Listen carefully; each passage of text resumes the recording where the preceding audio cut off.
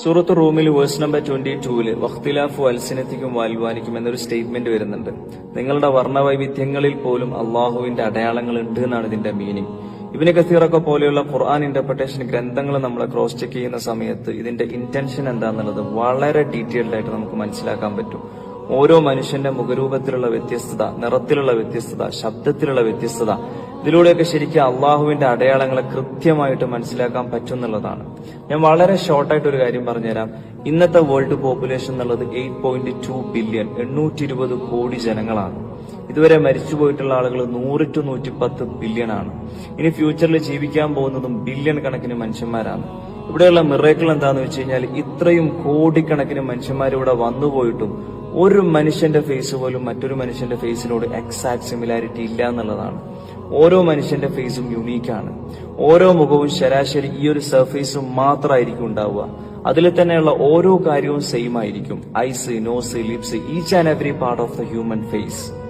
എന്നിട്ടും ഇത്രയും billions of unique designs ഇത്രയും ഷാർപ്പായിട്ട് ആരായിരിക്കും ഡിസൈൻ ചെയ്തുകൊണ്ടിരിക്കുന്നുണ്ടാവുക? അതൊക്കെ അങ്ങ് റാൻഡംലി സംഭവിക്കുന്നതാണോ? ആക്സിഡന്റലി സംഭവിക്കുന്നതാണോ? ഞാൻ നിങ്ങളോട് 1000 വട്ടം ഉറപ്പിച്ച് തറപ്പിച്ച് പറയുന്നു, ഇതിന്റെയൊക്കെ പിന്നിൽ നന്നായിട്ട് പണിയറിയുന്ന ഒരാളുടെ വെൽ പ്ലാനിങ് ആക്റ്റീവാണ്.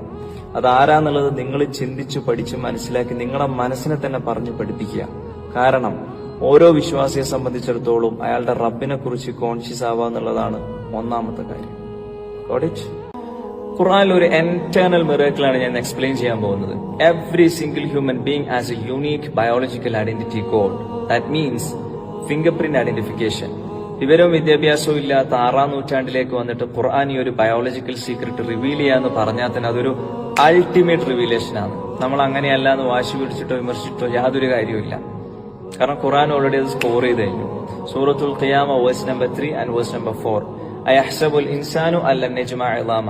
മനുഷ്യൻ വിചാരിക്കുന്നുണ്ട് അവന്റെ ബോൺസിനെ നമുക്ക് അസംബിൾ ചെയ്യാൻ പറ്റൂല എന്നുള്ളത്, മരിച്ചതിന് ശേഷം പുനർജീവിപ്പിക്കാൻ പറ്റൂല എന്നുള്ളത്. ഇസ്ലാമിനെതിരെ ചില വാദങ്ങളുണ്ട്. അപ്പൊ അതിനെ വളരെ കണ്ണിങ് ആയിട്ട് നെക്സ്റ്റ് ലെവൽ കോൺഫിഡൻസിലാണ് അടുത്ത ആയത്തിലൂടെ അല്ലാഹു തആല കൗണ്ടർ ചെയ്യുന്നത്, ചാലഞ്ച് ചെയ്യുന്നത്. ബല, അതെ, ഖാദിരീന അലാ നുസവ്വിയ ബനാന.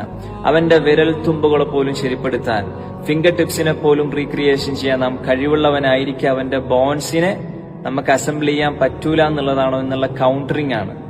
ഇവിടെ നമ്മൾ മനസ്സിലാക്കേണ്ടത് ഫിംഗർ പ്രിന്റ്സ് എന്ന് വെച്ച് കഴിഞ്ഞാൽ ഒരു മനുഷ്യന്റെ one of the best unique identification കോഡാണ്. അത് മണ്ണിൽ ദ്രവിച്ചു കഴിഞ്ഞാൽ ആ ഒന്നുമില്ലായ്മയിൽ നിന്ന് പോലും ഒരു കറക്ഷനും ഇല്ലാതെ എന്റേതായിട്ടും നിങ്ങളതായിട്ടും റീക്രിയേഷൻ ചെയ്യാൻ അള്ളാഹുവിന് കഴിവുണ്ട് എന്നുള്ളതാണ്.